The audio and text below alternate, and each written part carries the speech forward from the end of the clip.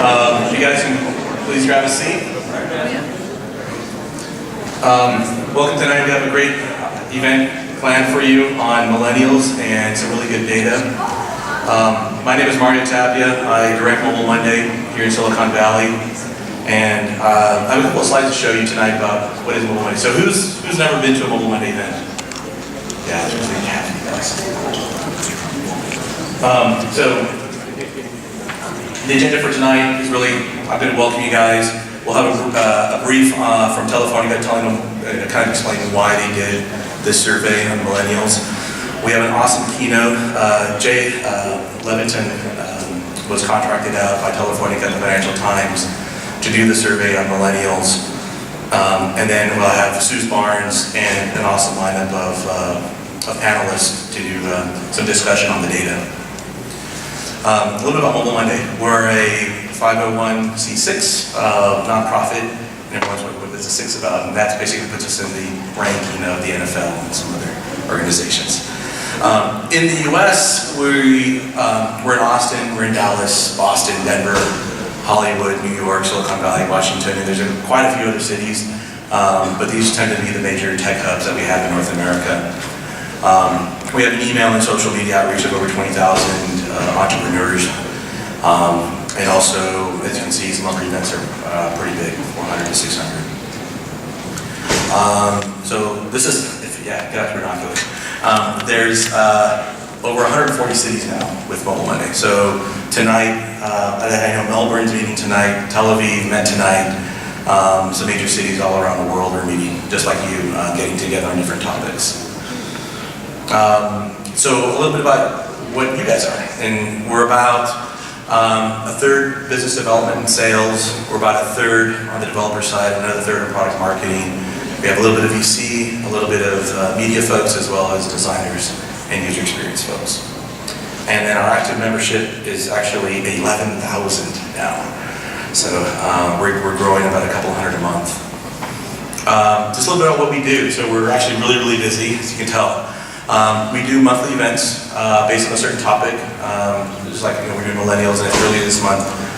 We also had another event focused on audio. We also do Mobile Monday Labs, which we also had last week at AT&T's Innovation Center called the Foundry.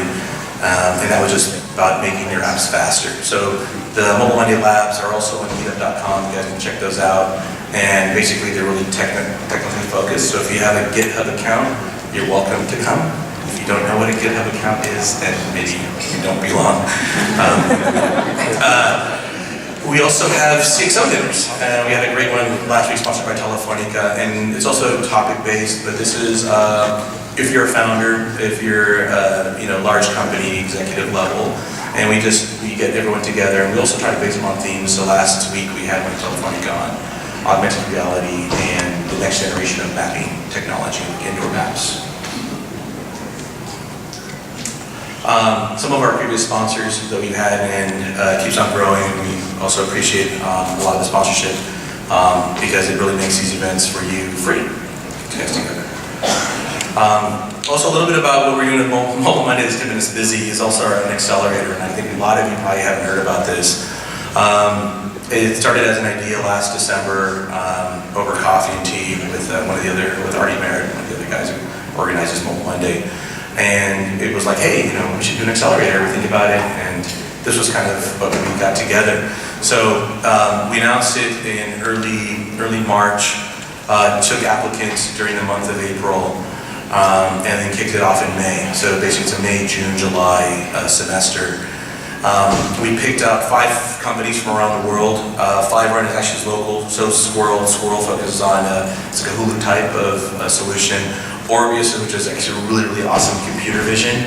So that is very Terminator-like, and a lot of talk about Google Glass. They're right in the middle of that technology for facial recognition, as well as image recognition. So it's a really cool company as well. Localizer is really focusing on aggregating large quantities of location information and analyzing it for their clients to do better targeting on the advertising space. And the same as Pocket Math. Pocket Math is also focusing on gathering profile data and allowing advertisers to do better targeting with profile data. And this is in partnership with Samsung, Intuit, PayPal, Wilson Sonsini, and also Rocket Space. So this is a very cool, this is new. We're the first ones of all the Mobile Monday chapters doing this. And you can also find us at momentum.mobilemonday.us if you want more information. Our next semester starts in September, and in July is when applications will open up. We'll get about 200 to 300 startups from around the world to apply to that. The team, it's me. I kind of direct and lead all the efforts. We also have Brandon, Brian, Jeremiah. So some of these names you might be familiar. We have John filming over here somewhere. Where's John? Filming. He's got his camera set up. Jose's running around taking pictures right now. We also have Jesse Martinez, Artie, Mark Silva, and also Corinne, who's heading up our social media. So this is where to find us. We're at www.mobilemonday.us, and that kind of redirects over to Meetup. So it's a great place to find out what's coming up next. I think I already have September, October, November, December already mapped out. And then we're still working on July and August events. And also this event, I think for the last couple of years, John has been taping this, and this is available on Ustream. So if you've missed out in the past, we have some awesome topics. You can also find them there on Ustream. And also tonight's event is brought to you by Telefonica, so I'd like to give a round of applause to Telefonica.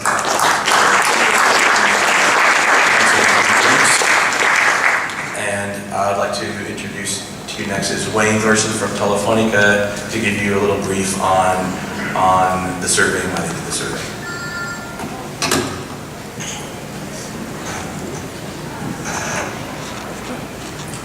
Hi.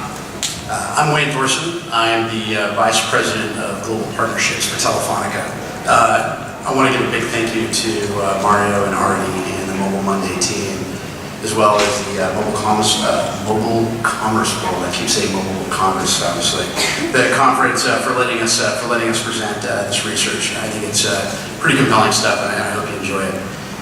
For those of you who are not familiar with Telefonica, because it's not a brand name here in the US, we are one of the world's largest telecom companies. We have operations in 20 countries and about 330 million subscribers worldwide. About 2 years ago, Telefonica decided to create a new division to take this entire massive company with 290,000 employees beyond connectivity. So it's a lot of work. I run the global partnerships team within Telefonica Digital, and what we do is we work with partners to find ways to create new products and innovate in that way, or find their innovations and find ways to help them distribute them across the world in our operating businesses in Europe and America. I think what is so striking to me about this survey is the differences in perceptions that we're going to see between people from different regions. Which is incredibly critical, because when we think about the people who are represented in the survey, they are very likely to solve many of the world's thorniest problems, or at least have a better chance of solving many of the world's thorniest problems over the next few years. And the most empowering thing that we could do is give them full access to information. And I can't think actually really of a more rewarding endeavor. So with that, I'll be very brief. I'd like to introduce you to Jay Leveton, who led the research from Burson Marsteller. And Jay, come on up. Thank you. Let's give a round of applause.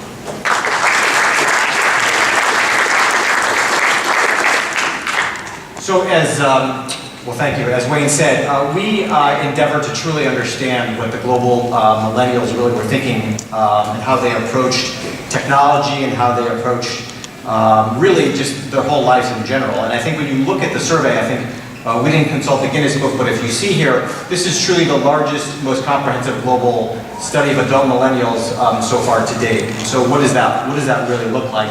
So we conducted around 12,171 interviews, exactly with a margin of error of less than 1%. And as you'll see here, we've taken them from every single part of the world, whether it be North America, Latin America, Eastern Europe, Western Europe, a small part of Africa, Asia, Asia Pacific, and Australia as well. So this is truly an understanding of what millennials are thinking around the world. in particular. So I think as you look at it, it's important to understand where these people are coming from. As Wayne said, you'll truly understand the differences of how these people think, how they approach technology, how they view their economy, how they view their society, and how their own personal beliefs. And so as you look at this is truly 12,000 interviews from around the world. And then who are these people? If you look at them from a gender point of view, these are 50-50 men and women. They're split, some are 18 to 24, some are 25 to 30. And I think what's also interesting, half of these people are employed, a third are students, and then the rest of them are not currently employed. And I think it's not surprisingly, 2/3 of them are single, and a quarter of them have children. In particular, so when you look at this group, if you look at these demographics, you would say, wow, this does look like people who voted for Barack Obama. Okay? So tends to be, as you look at this and you look at these people and you look at their political ideology, you look at them and the way they approach the world and their issue sets, these tend to be very liberal, progressive, as you say in the United States. However, if you looked at it in the European point of view, you would say these people are fairly humanistic. The European ambassador corrected me when I said liberal or progressive. In Europe, that means something different from the liberal and progressive here in the US. So they tend to be slightly more humanistic in how they look at this. So this is a generation that what we normally have seen tends to be a little left-leaning. But then what we see is this, as generations older and mature, and I think the natural human event that takes place when people mature and when they have children, they tend to be slightly more conservative. It kind of changes the way that you view things. And so this tends to be, as I said, slightly left. But then in particular, what I want to do is try to break this down into 4 different sections and get you through the survey, and then let our panelists come up and talk a little bit more deeply about it. So I think what's important is you to truly have to understand the way that they view themselves is really an understanding of how they view technology, is critically defining how they think and how they live and how they work. And then also in particular, I think it's also important to look at what impact is the economy, their government, institutions, religion, impacting the way that they view their outside world. And then where does the opportunity lie? There's an understanding here of entrepreneurship is important to them. Can they make a local difference? Can they make a global difference? And then which countries, which regions around the world truly are driving the way that people are thinking? And I think it's not surprising as you look at this, China in particular, and also other countries in Asia have a lot of momentum and enthusiasm in the way that you don't see in Western or Central or Eastern Europe, or even that you see in North America, despite that can-do spirit is still pretty strong here in North America. And then I think the last thing we want to look at is just who are the people that we truly think, as Wayne said, who are the people that are truly going to solve some of the most challenging problems that we face, or the issues that we face here around the world, is people that we think are going to be the true leaders, the top 10% of the generation. So given that, let me walk you through some of the findings. It's just a deeper look at how they handle technology. As you see here, this is a group that has very strong ownership of smartphones. I think as you look at smartphone generation around the world, around 30%. These people are saying in upward ranges of 60 to 70, 80% are using smartphones. They're using their laptops, they're obviously using their desktop, and then very high levels of tablet ownership in particular here. So they're surrounded by technology, not just one piece of equipment, but by many. And as you go to the next slide, you truly see that this generation treats the internet like the last couple generations have treated the television. The millennials say they're spending 7 hours of time online, 5 hours in Europe or the Middle East, Africa, and 6 hours in Asia. So this is a group that's treating the internet like they treated television in the past. And I think what's interesting, if you looked and you thought about what is the one word that they use to describe technology, I think at the end of the day they're using the term opportunity.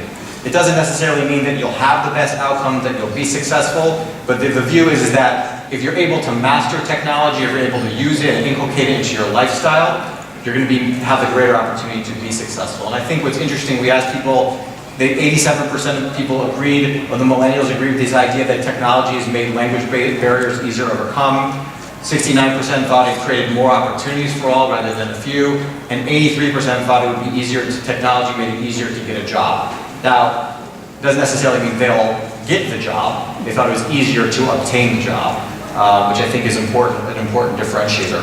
I think what's also to keep in mind is that this group, given that they tend to be slightly left-leaning, is that there's an overriding concern, and I think we'll look at this from a regional point of view, But if there's an overriding concern here around a real sense of concern and anxiety around social and financial inequality. In particular, so I think even as people think technology is an opportunity and empowering, I think overall there's this overall sense that technology can have the opportunity to widen the gap between rich and poor. And overall, I think what you'll see is the economy and the challenges that they face, particularly in Europe, particularly in the US, are really hurting their ability to be optimistic. And I think sometimes we feel that this generation, I think Time Magazine came out with a cover story a couple months ago that actually I couldn't disagree with more vehemently.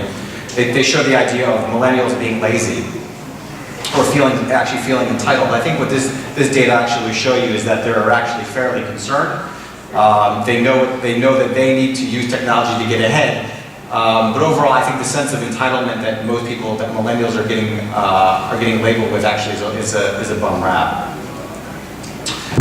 In particular, as you look at the data here in terms of concerns about rich and poor.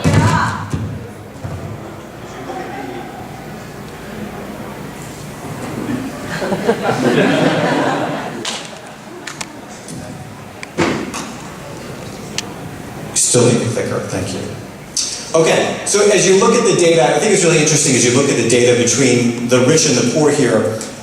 It's interesting that here you see this, that for the most part, every region has thought that this idea that technology has widened the gap. However, as you look at it, particularly interestingly in the Middle East and Africa, I thought the one number that was really stood out was this idea of Egypt. I mean, this is a country that has used technology to overthrow their government, okay? And 69% of people here thought this was a great way to use technology to shrink the gap between the rich and the poor. So as you see here, there is this concern. However, I think those countries that have used technology to truly move their way forward have seen major differences here. I think the other thing that you're seeing is this challenge between men and women. I think women in particular are less likely than men to say that they feel like they're on the cutting edge of technology. 80% of men thought they were on the cutting edge of technology, 69% of women thought they were on the cutting edge. And as you look at kind of whether technology has been influential in shaping their life, 40% of men and 22% of women. So I think overall we tend to see, in politics you tend to see a gender gap. And here in the United States, men slightly vote for Republicans, women tend to vote for Democrats. But here you're starting to see what we're going to call a technology gender gap between people who say, men who say they slightly feel more on top of the game when it comes to technology versus women. Let's talk a little bit about what makes them tick. I think what's interesting, as I said, is you look at it, I think Western Europe, North America, obviously the economy is very strong. As you look through every other region, except for North America and the Middle East, you're really looking at this idea of social inequality is very concerning to them. As you look at Western Europe, social inequality is second. Latin America, it's first. Asia, social equality. Central and Eastern Europe, social equality. It remains a big issue. But the thing I love about the United States is they don't really care about social inequality. They're just focused on the economy, they're focused on jobs, but social inequality is not a major issue. I think as you get into the Middle East and Africa, overall you're seeing high levels of concern around terrorism, political unrest. As you can see from what's happened in the last couple of weeks, particularly in countries like Turkey, a lot of focus here on just political unrest, stability, regime change, and things like that. Really tells you everything you need to know. But again, this is very heavily dominated by the economy and social inequality. This tells you that probably we should all move to Asia at this point. 65% of Asians thought the region was on track, and 65% thought the global economy was on track. And as you look at throughout here, even countries and regions that are experiencing decent levels of growth remain very concerned. Latin America, North America, Western Europe, exceedingly troubled economy, exceedingly negative feedback here in particular, and then some concerns in the Middle East and Africa. But overall, these are very challenging, very negative scores. This is a generation that's very concerned about the economy in general. And then if you look at it, people actually feeling that their country's best days are ahead, only 47% of North American millennials said that. only 41% of Western Europeans. But if interesting, if you look to the left-hand side of the chart, 93% of Chinese millennials thought their country's best days were ahead. 91% of Saudi Arabians, and 90% of Chileans. So it's interesting, you can clearly see the differences between where they live and how they view the future and how confident they are about it.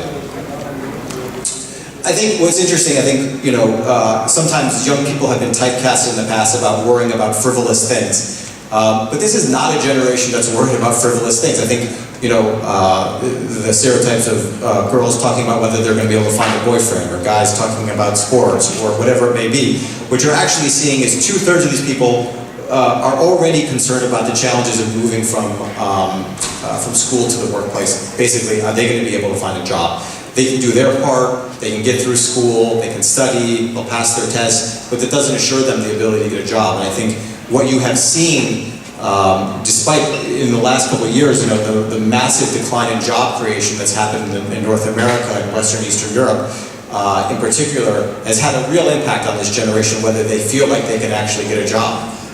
And so that's a pretty big thing that weighs on them pretty heavily. And I think what also was very interesting when we looked at it, 39% of these people, now most of them have never worked a day in their lives, are already concerned that they won't have enough money to retire. Okay?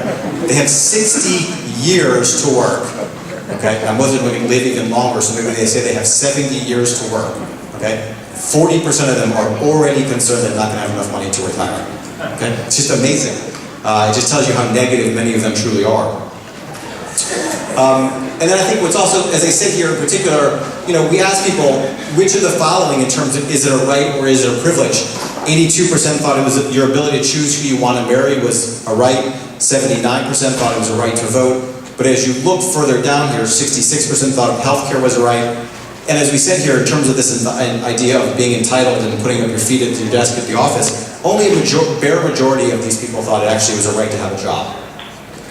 So this clearly shows the impact the global recession has had on these people.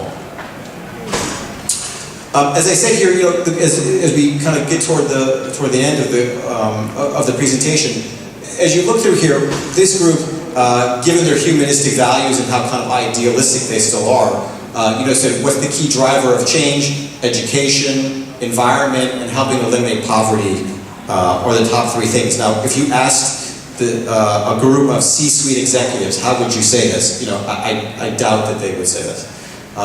You imagine you'd be seeing trade, I imagine you'd be seeing tax policy, I assume you'd be seeing a whole range of things here that aren't truly what these folks are saying. So I think, again, this is the types of answers you would expect to see from young people who are looking for, you know, education, environment, poverty, all of those issues that tend to be slightly more base issues for Democratic Party truly do resonate with this group.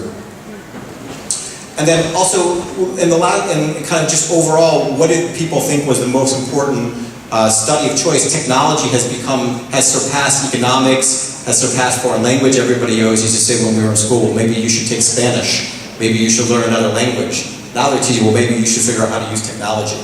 Or maybe you should take calculus. Well, they don't even say that so much anymore. So I think it's in particular, it's important that you understand and learn how to use technology.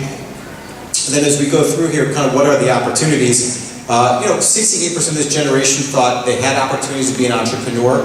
Obviously lower in Western Europe. Amazingly, 91% of Saudi Arabian millennials, 87% of Indian millennials, and 81% of South Africans in particular thought they had a great opportunity to be an entrepreneur in their country. And I think entrepreneurship is a very important thing to them. And then again, looking at who can make a difference, 62% of them thought they had the ability to make a local difference. 45% thought they had ability to participate in the political system, which I thought was still a pretty good score for a lot of these markets, which for the most part aren't democracies. And then, you know, there were still just 40% of people thought they could make a global difference. And I'll show you here on the next slide, actually, this is local difference here in particular. North America, Latin America, very much more so in the lead here. And then as you look at make a difference in the political system, you know, North America, again, Latin America, and also Middle East and Africa, less so in Europe, where obviously governments for the most part have lost faith with a lot of their people here just because of the economy. And then here, as I said, as you look at kind of where is the optimism, as you look here, you know, in terms of the belief that they can make a global difference, you see the United States, you see Mexico, and you see Latin America is very strong in terms of optimism about making a global difference. Argentina tends to be sort of a challenging country within Latin America, given the government situation they have there. But as you go through Europe, you can just see it's a general challenging marketplace in terms of the ability for young people to be optimistic. And then the most optimistic country in the world right now in terms of being able to make a global difference is Colombia, which is a truly amazing market if any of you have been to Colombia in particular. One last thing I want to touch on, then I want to turn it over to the panel. We looked at, you know, it's interesting, if you're a researcher and you try to understand demographics and who influences who, what you tend to do is in a country like the United States or in Europe, you look at two issues. You look at their socioeconomic situation, you look at their education, you look at their income. Here, you can't look at that here because they basically, for the most part, have very little to no income. They have some education but have not been able to earn enough. But we've seen that there are three general trends that will dictate who will become a true leader in this generation. We say, are these people going to be able to, will they describe themselves as on the cutting edge of technology? Do they believe they can make a global difference? And also, do they believe that they can be an entrepreneur? These three characteristics, we believe, at the end of the day, will help determine whether these people will be leaders in their generation or not. So, technology, local difference, and then also entrepreneurship. And then here what we did was, overall, this group is around 11% of the sample. And as you look through these markets, this will tell you where the largest preponderance of these quote leaders are. So as I said, the most optimistic country in the world in terms of millennials right now is Colombia, and it has the largest amount of these leaders in their market. So 27% of all millennials within Colombia, we are determining that they will likely become major leaders inside of their generation, followed by Peru, followed by Saudi Arabia, Chile, Venezuela, and also India. Mexico, South Africa are in the top 10, and then followed by Brazil, US. So I think as you look at this in particular, where are the most amounts of millennials that we think are going to be leaders, the country is probably going to be India by a wide margin. And then in particular, what we're seeing here is among these people who are millennial leaders that we're calling the top 10% of the generation, technology is an up-and-coming driver of influence for them. Family, school, friends, obviously not a surrogate. They can remain very strong, but technology is moving up in particular. And then just here on the last slide, this truly will help you show that technology is really making them more optimistic. They have a good comfort level, and then what kind of access do you have to all these things. So I think in particular, as they surround themselves with more technology, they're becoming more optimistic and they feel more empowered. So I wanted to take this amount of time and then leave a good amount of time for the panel, but this is just a general view of how millennials view technology, how they view the world, and how the types of millennial leaders that we think we'll see in the future. So I'd like to turn it over to the panel. Thank you.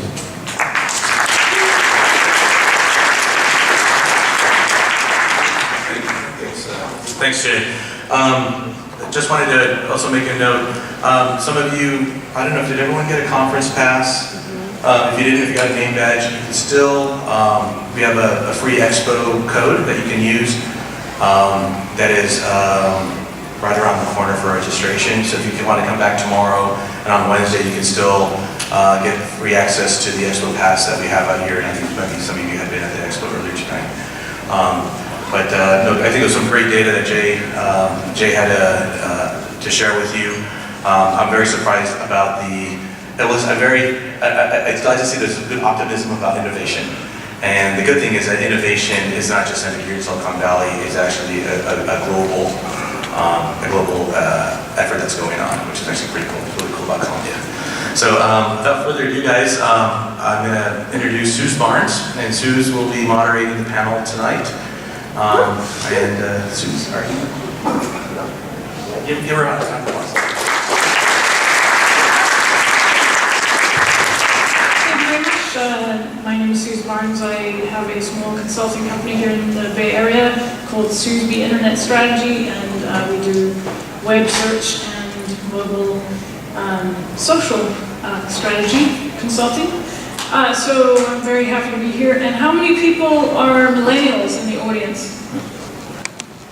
It's hard for me to see, so it looks like maybe 10%, does that seem right? And how many from out of town?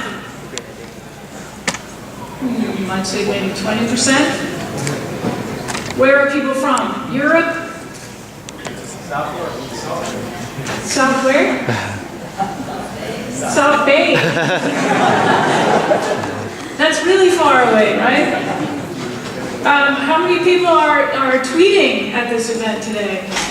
A couple of people. We have a hashtag, I don't know if it's been mentioned, it's MoMoSD for Mobile Monday Silicon Valley, for all you South Bay people that tweet all the time, right? And how much time do you all spend online? Who spends more than 7 hours online a day? A lot, wow. Who spends about 5 hours? Who spends less than 2 hours? Just a few, okay, great. How many people checked in on Foursquare tonight here? Who doesn't know what Foursquare is? Oh, everyone knows what Foursquare is. Well, that's great. Okay, so I'd like to introduce you to our panelists here tonight. First up, we have Jack Leeney, who's Portfolio Manager of Telefonica Ventures. Welcome, Jack. And then we have Sophie Charlotte-Moati of Facebook, and Jude Gomila, co-founder of Heyzap. And Gina Tirado, Vice President Community at Lyft. And Kevin Fishner, Business Intelligence at Keep. So welcome everybody. Thanks for being here. So I just have several questions, but we'll start right at the top here. As you can see, we have some millennials here on the panel and some not so millennial. Are you a millennial? And if so, how do you measure up to the general findings of the survey? Let's start with Kevin.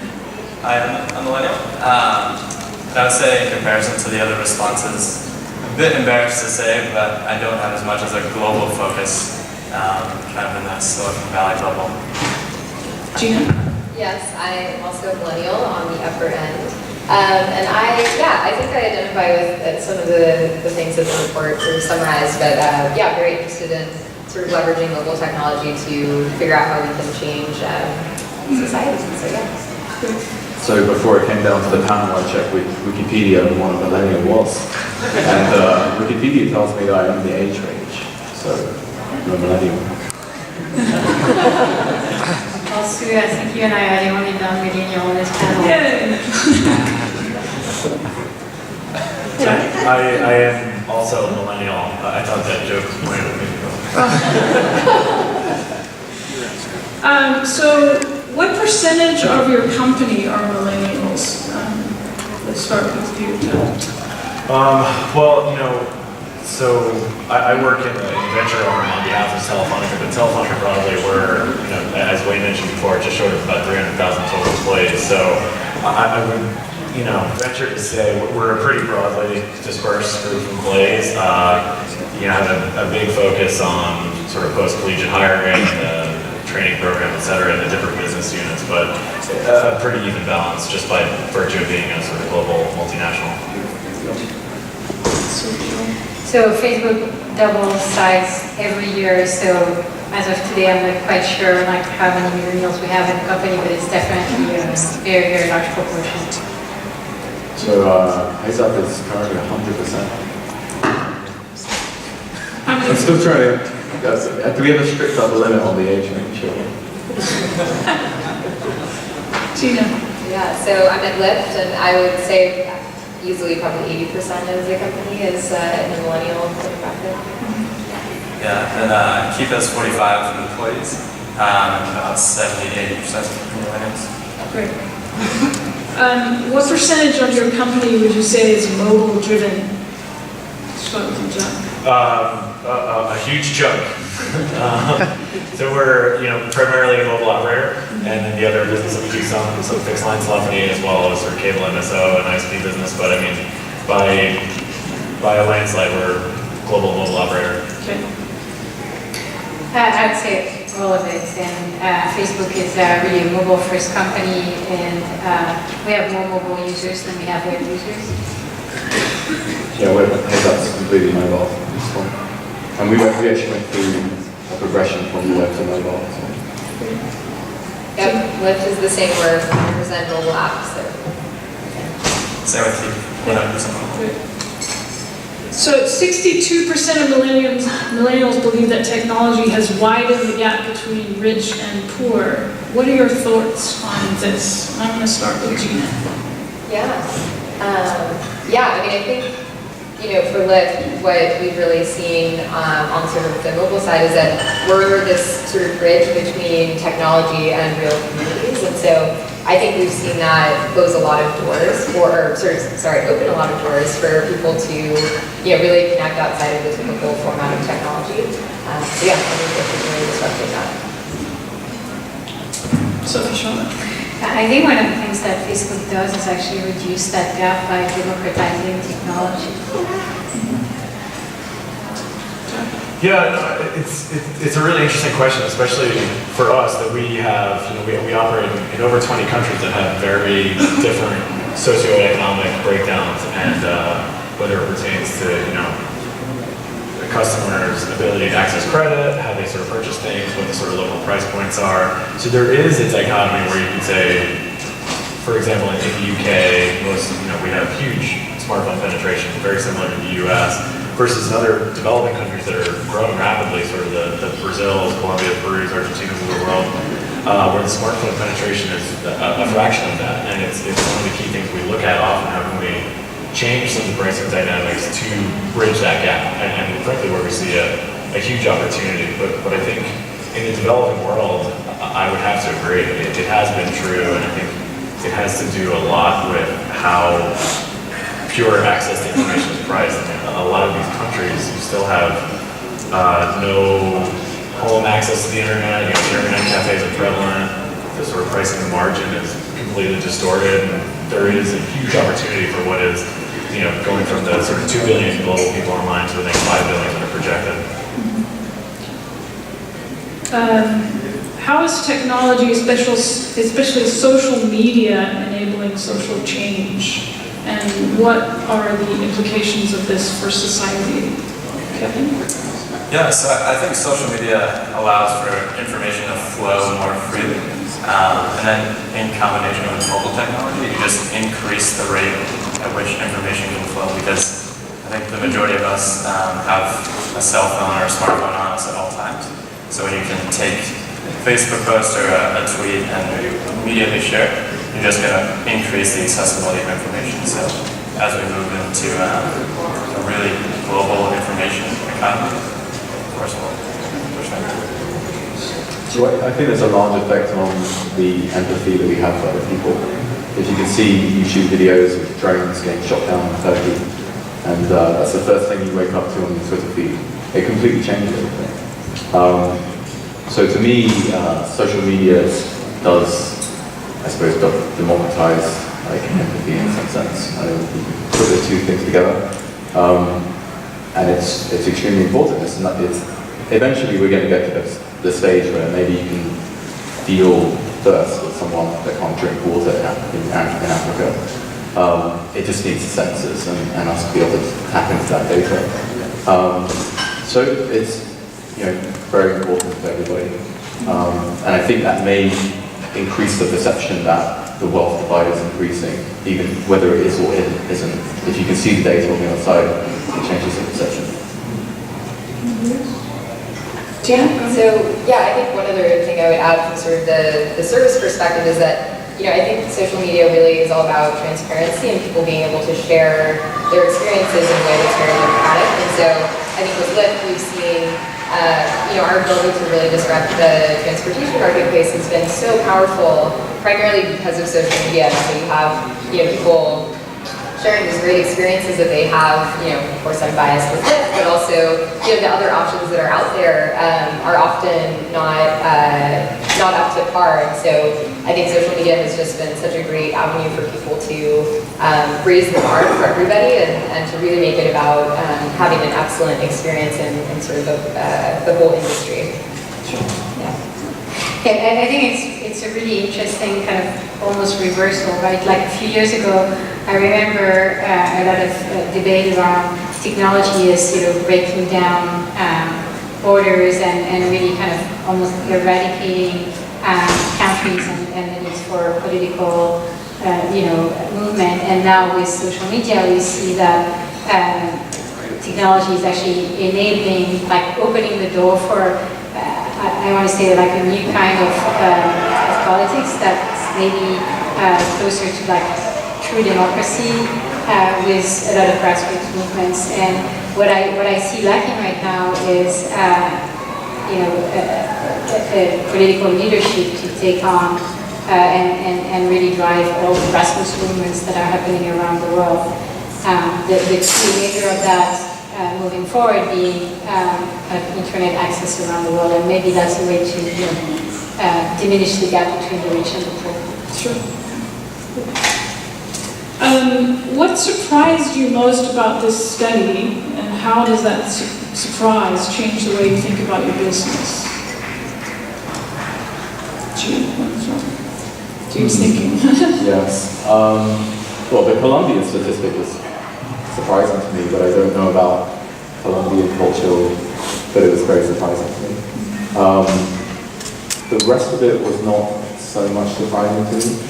It was slightly surprising that Middle East and Africa, that one of their main concerns was terrorism.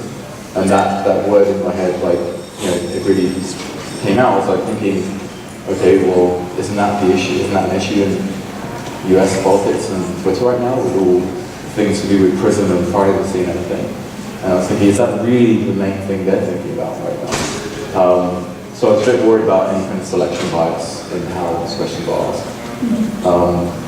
Those are the two parts. That's it. Kevin? Yeah, I was most surprised by, I think the question was, what is the most significant factor on who you are today? And the top answer was family, and second was education, but still only 55% said education, but yet everyone said education is the key driver of technology and progress. So 60 or 55% seem low, even though it was the most important factor. So that discrepancy maybe means that education, the way it is today, isn't the best setup for driving technological growth. That comment's been made by a bunch of people, but it's really proven with this study. Yeah, what surprised me the most is the gender gap. And not that there is a difference between men and women as they think about technology, but more like actually how narrow the gap is. Because if you think about, the gender gap in university of, women versus men studying science, it's actually much bigger than this. So I think it's actually great news that the outlook of women on technology is so much closer to the positive outlook that guys have on technology, and I hope that it's going to decrease even further with the next generation. Well, surprised by one other thing. Yeah. So I think one of the slides showed, what do you want to do with your career or something in the future, or what do you want to get into? And it had technology being number one, but then science and mathematics, or especially science, was separated. And I was thinking, how does this even manage to separate? And I think there is a difference in people's opinion of technology to science, and maybe consumers are thinking it's actually a separate part and it's not a fluid spectrum now. And that worried me actually.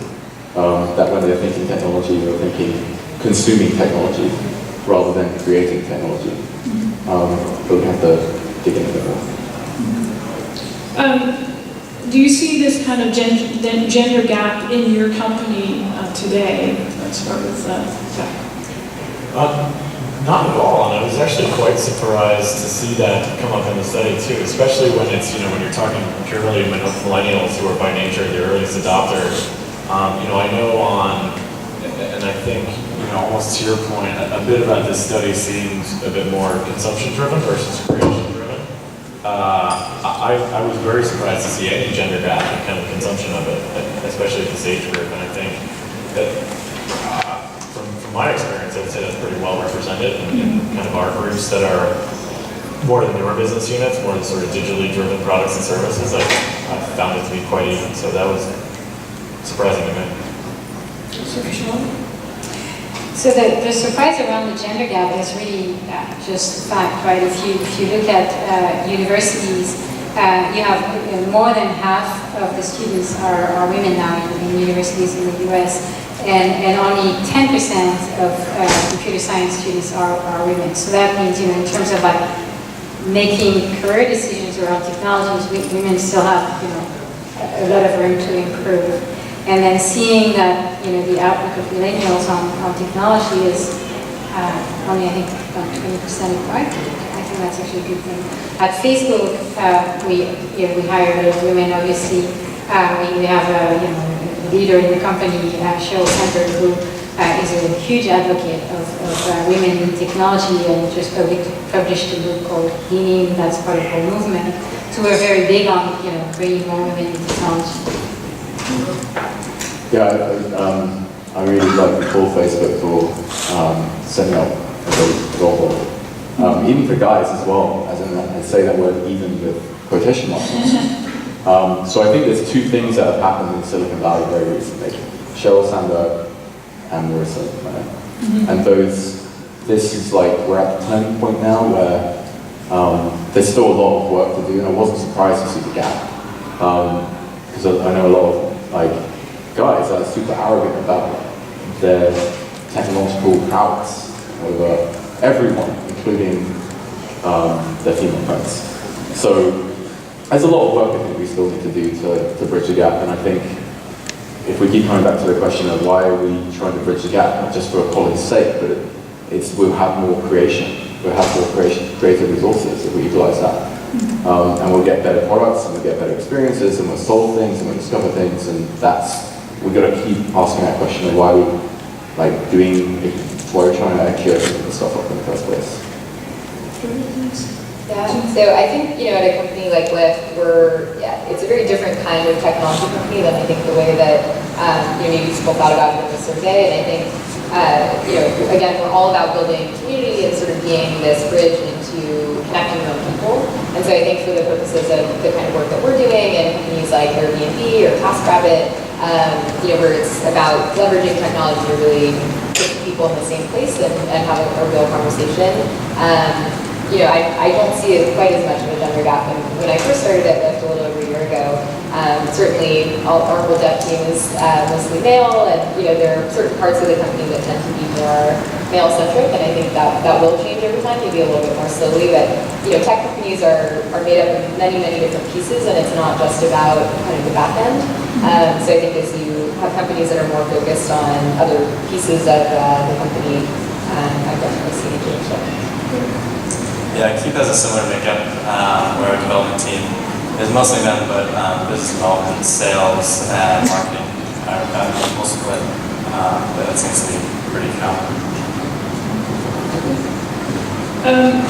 Why do you think millennial leaders are more civically engaged and hard to drive change through technology? Gina? Sure. Yeah, I think just speaking from my own experience, I think, our generation maybe hasn't gone through the same sorts of sort of socioeconomic and political circumstances that maybe our parents did, and we haven't had as much of a sort of defining moment in our lives that maybe previous generations have experienced. And so I think for my generation, it feels like people are in search of meaning, and so I think really wanting to make your work identity about creating social change is something that resonates with a lot of millennials, and that's certainly been my experience in the tech world. Kevin? Yeah, that's a good point. And also back to Jude's original point about empathy and how our generation is more plugged into information and access to information, and you're seeing things that normally you wouldn't, so that brings out empathy. And hopefully drives you to inspire change. That might not happen with everyone, but it would increase the percentage overall.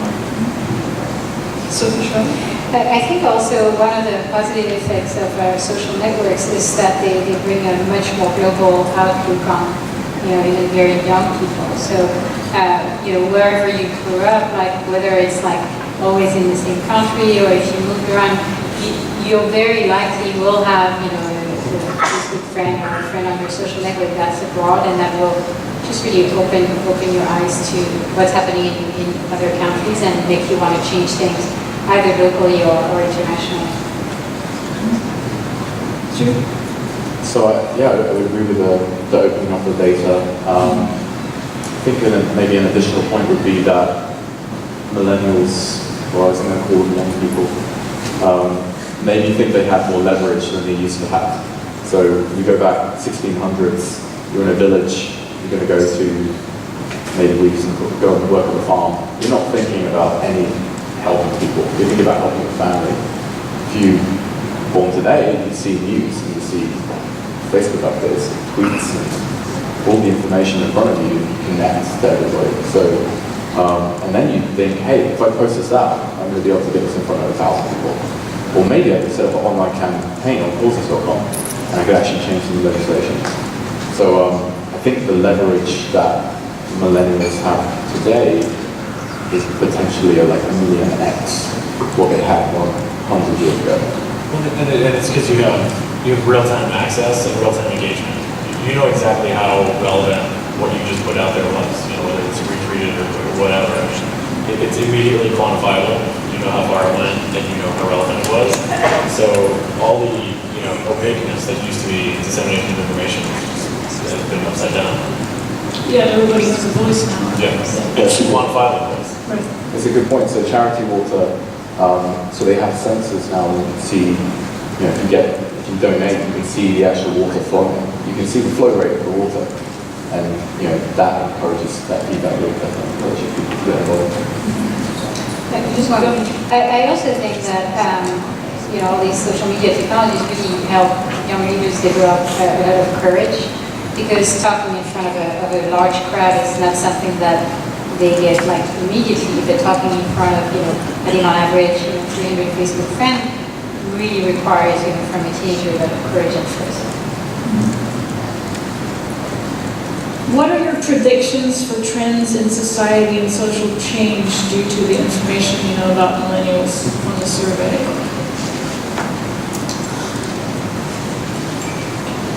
I mean, me personally, I would be very curious to see how things develop in more unstable economies. Because, again, the things are being constantly being mentioned. It's essentially access to information on a purely mobile basis. Total connectivity at all times, all of these platforms, and whether it's Arab Spring, what's going to happen in Egypt, whether it's the breaking down of the Great Firewall, sort of what happens in the Chinese political environment, how people react as they're gradually allowed to. I think it'll be fascinating because we've seen all these signs of sort of different pockets in different places, and is there going to be a big backlash against it? Because it's demonstrated its power, and will it break down more barriers, or will it be more heavily contested? I think in a lot of developing countries, as well as politically tougher to navigate countries, that will continue to happen. I think an interesting part about that is, even if revolution does occur, how does the government transition when it's a collective uprising? In history, previously it was a political party or a small group of people that would claim power, but how does a group of 100,000 social media, not experts, but social media activists take power? Is that a possibility at all? I think we're going to see a ton of changes. When I was starting my career, I remember hearing, well, you won't spend your entire life in a company, right? You'll go from one company to another, and that's how you'll build your career. And now, you have people like Reid Hoffman, the founder of LinkedIn, advocating that it's going to be like the brand of you, like the startup of you, and you're going to kind of navigate your career as an individual more than as an employee or founder of a company. And so it's going to be really interesting to see what kind of first of all, what kind of support system is going to be required to enable that? Because right now, especially in the US, all of the healthcare and all of the, so much is tied to your employment. And so probably we're going to see a lot of changes around this and very exciting changes around this. From my perspective, cryptocurrencies are very interesting, like Bitcoin.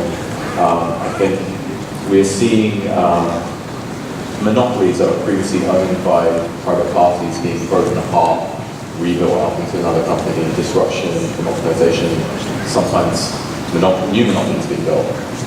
So currency is an interesting one. Like every country has a currency, they need the currency to function. And there's been Bitcoin is this attack on currencies, which is scary for governments, because if money's moving around and you can't control currencies, then you don't have power. So to me, I'm an extreme libertarian. So when I look at Kim.com with his numerous number of followers, with his tweets every single day, trying to rally people against things like PRISM and against rights being taken away, we see like this bubbling, this foam underneath the internet as this issue. And then you get Tim Berners-Lee complaining about people trying to get hold of the internet and control it. So the network effects at play on power, there's more to win. The network effects are larger, there's more extreme leverage. So I think government is going to have a lot, especially in the Western world, is going to have a lot of pressure because the other side is gathering their distributed power. I don't like your point. I don't know where they're going to go. Who's going to become their leader? Kim.com. So we have this giant issue of transparency, control.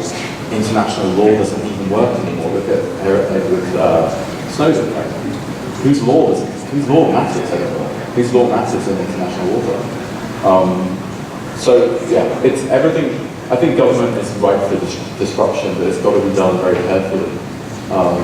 Because if it's done too quickly, then things don't work. Yeah, just to briefly finish the introduction. I think what I sort of predict for maybe my own usage and potentially that of others is, this idea that we're so overwhelmed by so many different options and this overabundance of choice. And I think it'll be really interesting to see how people's kind of usage habits consolidate and people sort of zone in on just a few things and become more selective about the ways in which we engage with technology in the traditional sense, sort of through our phones and our laptops and things like that. So I think I predict a movement toward a more minimalist sort of approach to when we use technology and just being a little bit more selective about the time that we spend in that sort of environment.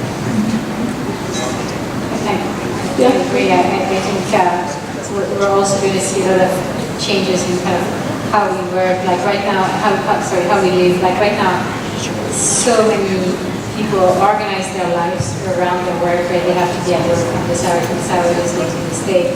And with the new technologies, you can work from anywhere, and so you can live anywhere you really want to, as opposed to have to be close to work, commute, like on regular hours and stuff like that. So that is going to completely change for the better. What's the biggest change you've noticed from millennials' influence on mobile commerce? Kevin? I think we're a lot more trusting. I at this point don't really have any fear about entering like PayPal information and paying or something on my phone versus in countries like India, mobile commerce doesn't exist because you simply don't trust that the systems in place will protect your information. I think that's just my perspective. So from the gaming perspective, I guess people are much more willing to spend a large amount of money with virtual goods, with products they don't really own that can disappear when they uninstall the game. And they're more interested in experiences than necessarily material products. Because they kind of eventually give you the same experience. So that's the biggest change I've seen. And you see that in mobile gaming, people spending lots of money in games like Clash of Clans. Some users will spend $1,000. And some people might think they're crazy. but the person that goes to buy the stereo, what's the difference? So, but yeah, virtualized experiences. You can say as well too, it's almost like there's been a shift for consumption of goods and services to be more life as a service. I think Lyft is a great example. The idea, whether it's Lyft or Uber or something similar, the idea that you need to go about it the old way to get a taxi, that I need to actually go and buy music in person physically, let alone individually. Well, why don't I, there's a subscription for everything. Well, why can't I have all premium services at a reasonable price point on a sub-monthly basis? You see that in a variety of different, purely commercial goods, outside of like clothes. It's how many things can I have in the service, and there's a huge shift towards that. I think loyalty is going to take a very, very central role in mobile commerce, because as people enter more of their data, you're no longer like in the situation where a brand is like talking to as many people as they can to hopefully identify some users and customers. You're in a situation where you have some customers with needs that are pretty well identified because they're known by data, and companies that act as loyalty brokers who partner with brands to offer them what they want. And I think you're going to see a lot of that emerging. And to your point earlier about currency, like because companies like PayPal, GoPay, and all these guys are offering virtual currencies that go like mobile to mobile, this is going to be enabled very very easily. It's going to be interesting. Jude? Sure. Yeah. So actually, going back to that point of trust, I think that's an awesome one, and it goes beyond just sort of the financial definition of that. I think it's sort of the willingness to let your mobile phone be your identity, and to trust that the person requesting a ride or booking a reservation or whatever it is, that is a real person. And so I think identity extends across like a lot of different areas when it comes to trust. How does social media play into millennial leaders being more influenced by technology? We see that 44% by millennial leaders versus 30% by global millennials. So, social media, how is that influencing people in being more millennial leaders than other just regular millennials, I guess? I think you had a point on teens that growing up with broadcasting to 500 friends. I thought that was a very good point. To rehash the point. I think it's quantifiable too. I mean, you know the size of your audience, and you know some measure of engagement, whether it's feedback, comment loops, likes, whatever, right? If it's rebroadcast, retweeted, etc. It's a totally quantifiable loop. But one more thing, also, so much of the impact you can make when you're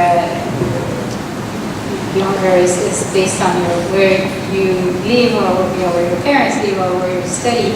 So you're kind of you can be really stuck in an environment, and with social media, there's just no more barriers or frontiers. Yeah, it's the power of the phone in your pocket. I think teenagers, children, adults, everybody feels a lot more powerful with their phones in the pocket. And if power makes you feel like a leader, then it's definitely that effect. And the leverage of the phone as well. Yeah, I think it correlates to how power is seen even before smartphones. Social media essentially is how much reach you have, and even in a non-digital world, your friend group, if you have a larger reach than someone else, you're probably going to become a leader. So I don't know if it's necessarily social media in itself, but that's just kind of the way it's expressed now. So I recently listened to a TEDx education talk where the speaker said the main reason why people succeed is not because they are smarter or better educated. It came out that the main reason people succeed is because they had something called grit. So do you think millennials, there's four very successful millennials here, is that something that you feel you have more of than other people your age? I don't know, I'm not sure if I would use the word grit. But Stephen Johnson, who wrote Where Good Ideas Come From, among many other books, describes it best. The more information you're able to consume, the more easily you'll be able to create new ideas. There's another TED talk about everything is a remix. So if you can have two ideas and marry them together, that's how you create something new. So in my personal life, it's trying to consume as much different information as possible. And I guess that would be my form of grit, just getting as much knowledge and then letting the ideas naturally come together. I don't know about anyone else's kind of inspiration process, but it's not a very deliberate process. It usually happens in the shower. It's not intentional. Yeah, and I would say it's, for me and many other people that I've seen, in my career set, it's really about experimentation and trying a lot of different things. And so, I guess the word grit sort of pertains to that, but I think it's about having the willingness to, and I think this is totally a part of Silicon Valley culture, but the willingness to take a leap and to fail and to do insane things and to change that up often. And so for me, that's definitely been a defining part of my own exploration and getting to where I am today and doing what's next. But I think that ability to just pivot quickly and to throw yourself into many different things sort of wildly is part of that. I guess maybe for other millennials, phones make them softer. As in, if you get out of a situation by taking a taxi cab quickly, or a Lyft, or get on a flight quicker and not miss that flight, or get the right deal, like maybe technology reduces the need for people to go through those experiences, which I think is part of what we're trying to do. So for my sample of like Y Combinator founders, I'm not sure whether the grit, whether more than 50% of them had like backgrounds that they developed grit in some sense. So Fishner, you want to just what Gina said, I think being in Silicon Valley helps a lot, and then having this, what can I learn, what are the risks I'm going to take today is really the secret. Yeah, I would say in general, it's never been easier to have better tools, but I would agree, technology doesn't change psychology. There's always people who choose to excel because they think in their own way and work their own way. in your opinion, are millennial leaders more likely to want to do well by doing good? And can you cite any examples of socially conscious millennials advocating for social change?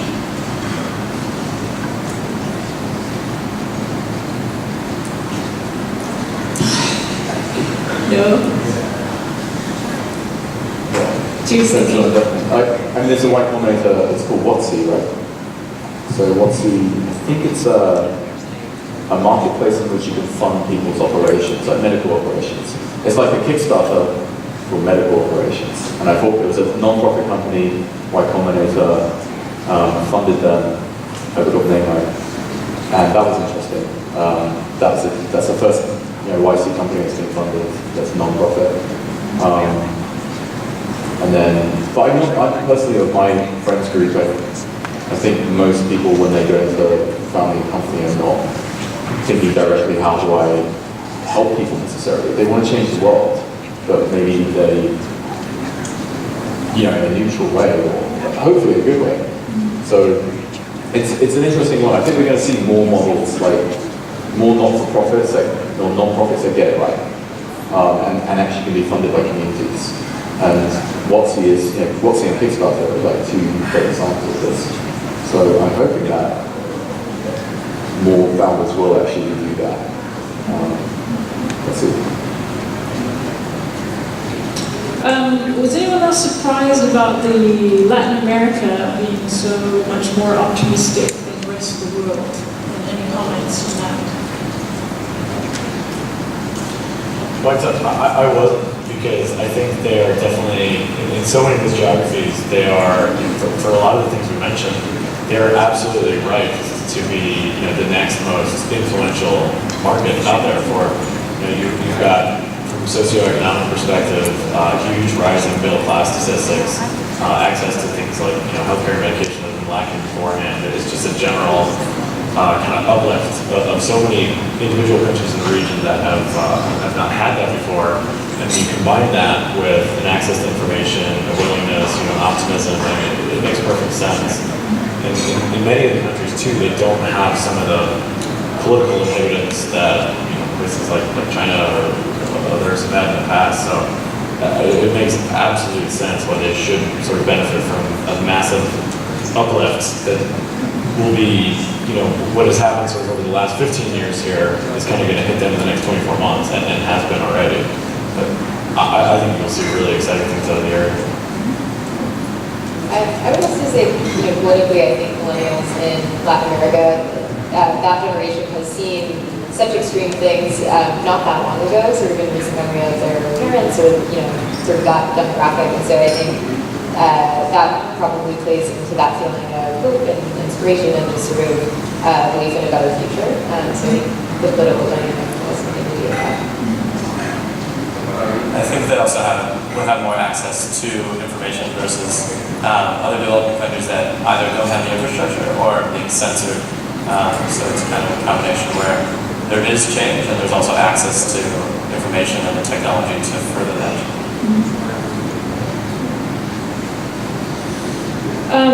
Do you agree with global millennials that China will be the biggest driver of growth for the global economy in the next 10 years?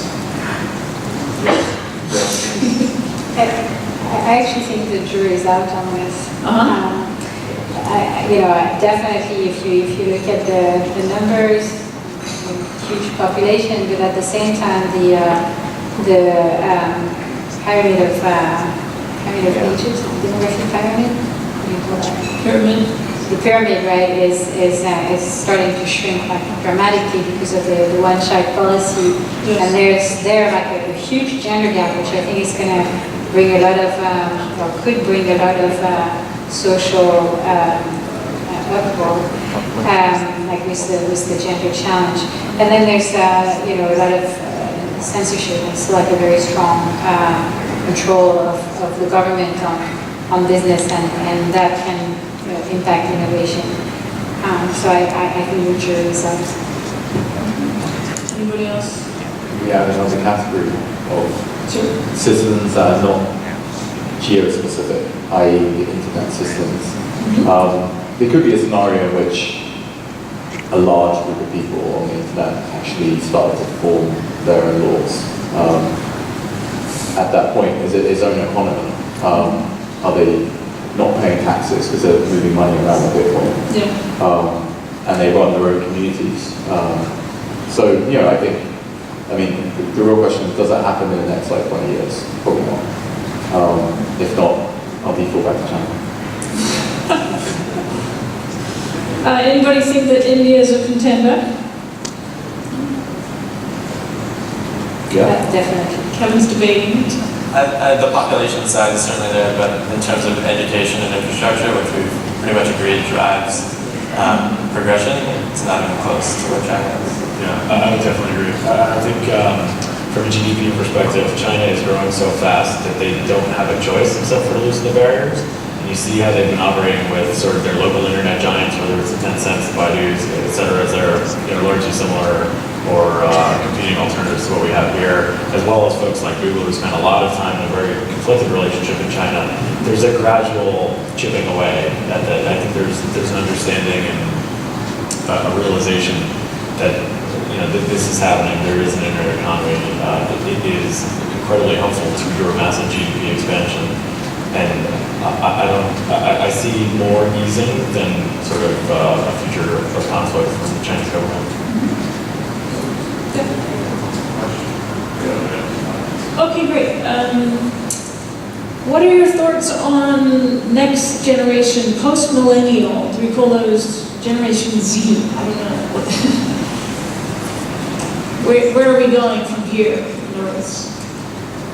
I think, for my earlier comment, I really predict that the pendulum will swing in the other direction, and I don't mean to be a Luddite in any way, but I think, I have a younger sister, and I see the way that, she engages with things like email and things that are just totally normal in my life, and she just doesn't even use them. So I think, she uses Facebook as sort of a substitute, and there are all these different patterns that are working there, but I don't know, I think there's going to be a kind of a shift away from some of the really heavy technology usage that we're experiencing as we sort of learn how to balance our lives out a little. So I don't know what to call it, but a little shift away.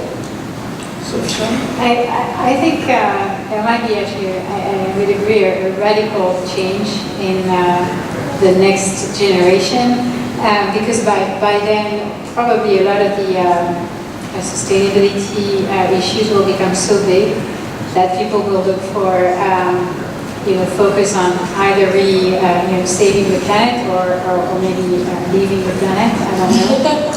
But I think that's maybe going to become a big concern.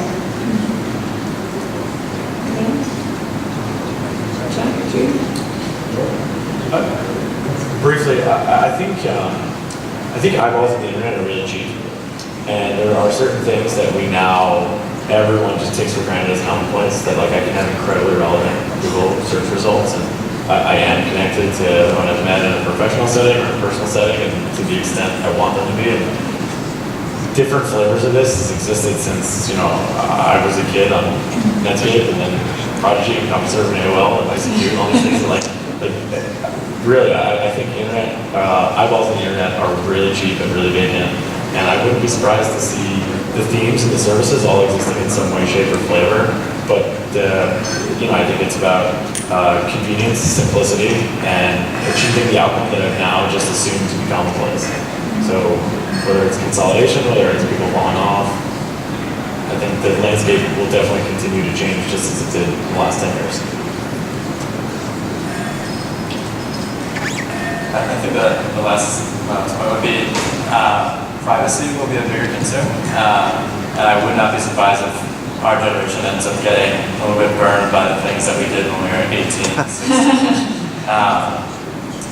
But after seeing that in a larger scale, that will change a bunch with how we're willing to share, and that will change.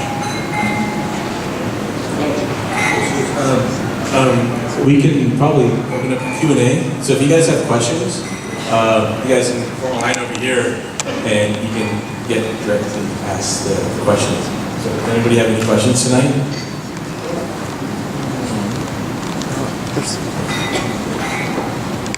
Hello everybody, my name is B.S. Joshi. So I have a question because most of you are from the millennial generation.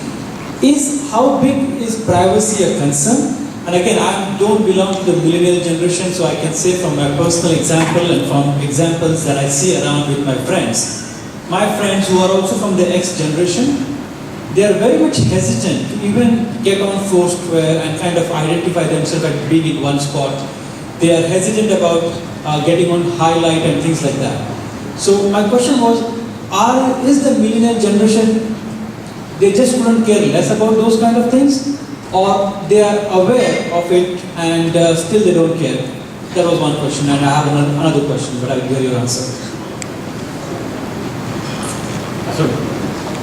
So for me, I would say I'd answer it in two ways. Number one, it's generally not a concern at all, because at the end of the day, the only thing I really care about being exposed is if am I going to have my bank account compromised or whatever online. And if it is, I can make one phone call and it's gone. So I'm generally pretty loose about what I'll put out there. That being said, when I joined Facebook, I was in college, it was brand new, and you just kind of accepted everyone. It was everyone who signed up who was like, oh, this is novel, this is interesting. I've gone through waves of getting rid of people. and because of that, I feel like I have, the folks who are applicable, I don't mind sharing anything and everything with. But it's definitely been sort of scaled back and tailored. So I agree that's the general trend. There was a survey that Pew published just a few months ago about the relationship between millennials and privacy. And in general, there's a kind of an openness to share a lot of information, which you were describing. And there's also a very, very strong sense of control over your privacy settings, which you know is a good thing. And then a lot of those things you were describing about like going through kind of purging friendships, followerships, content, and all that. If you give me your contact info, I can send you that message. One last question I wanted to ask. Do you think that there is one global youth in the sense that whether a person from millennial generation, whether he is in India or USA or Colombia or wherever it is, they have a similar characteristic? So as a company or as a startup, I should be coming up with strategies that target the generation, and the strategies will remain pretty much the same for the people in that particular generation.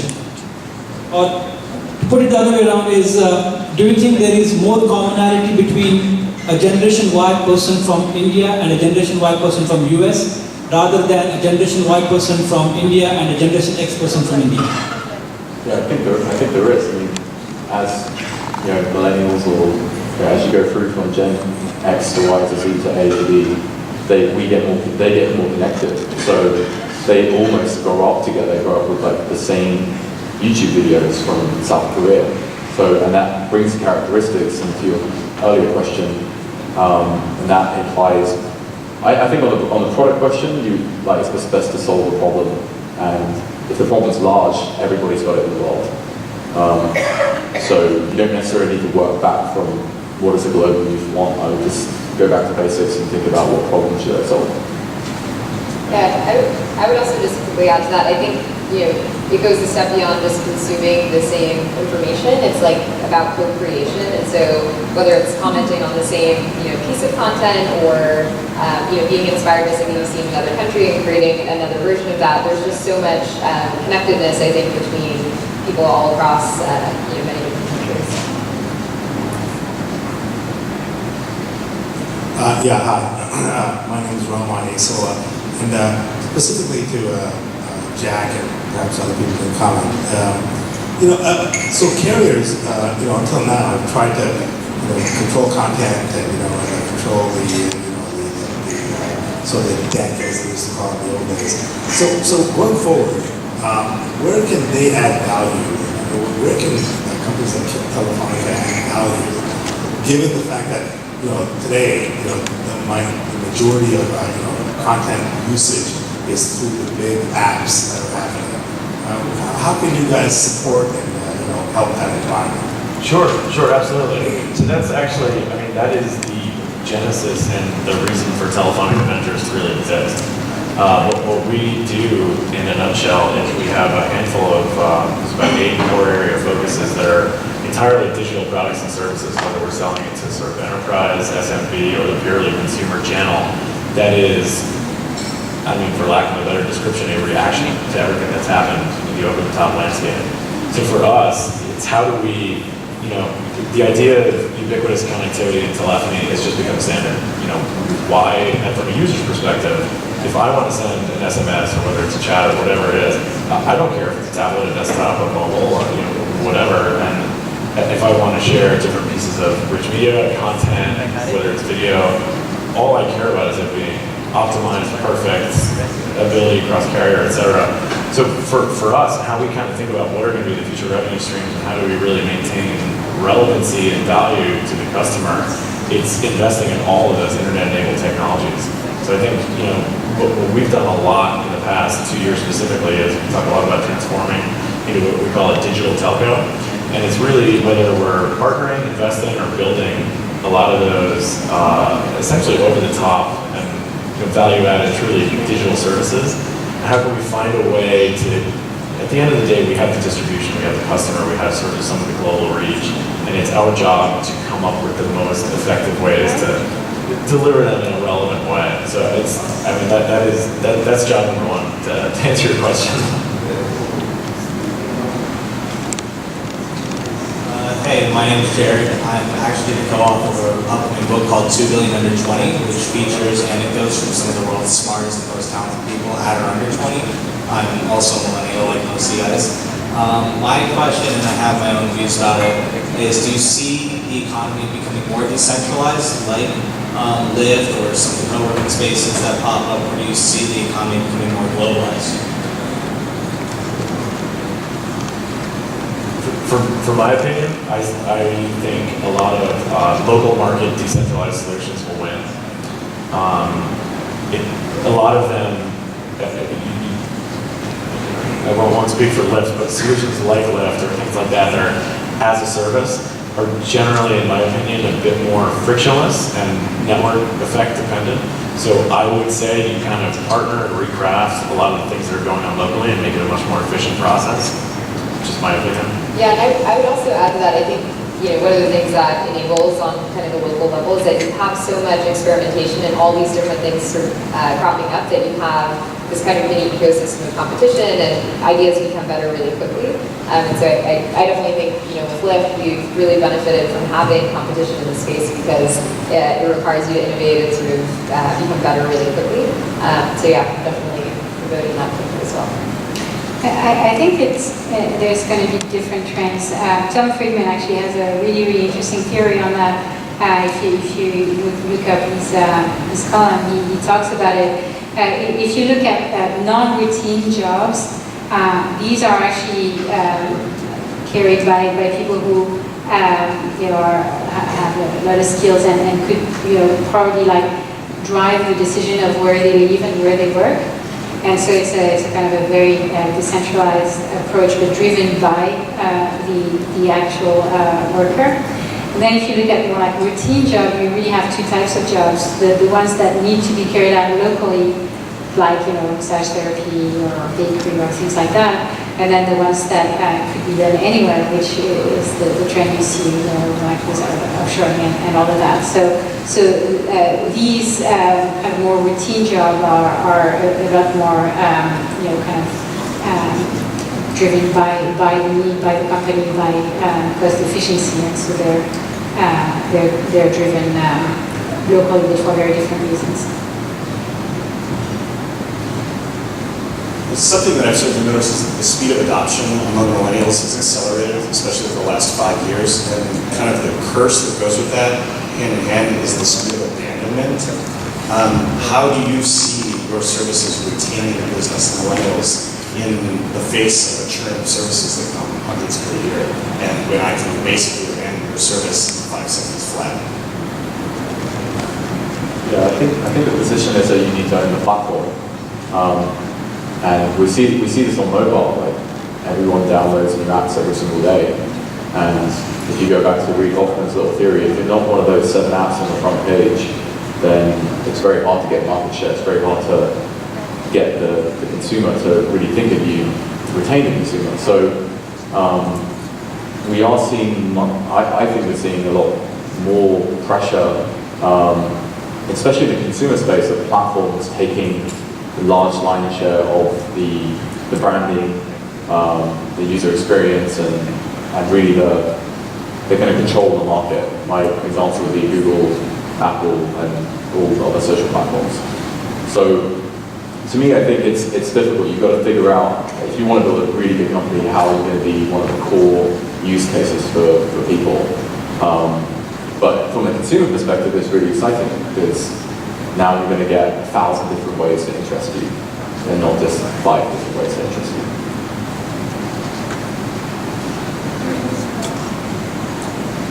Cool. So I think this kind of wraps it up, guys. Thank you very much to the panel guys. Give them a hand. Everyone's welcome to hang out. There's still for more networking. The bar's still open. I still have tickets, so you guys can bring. So thank you guys. Good night.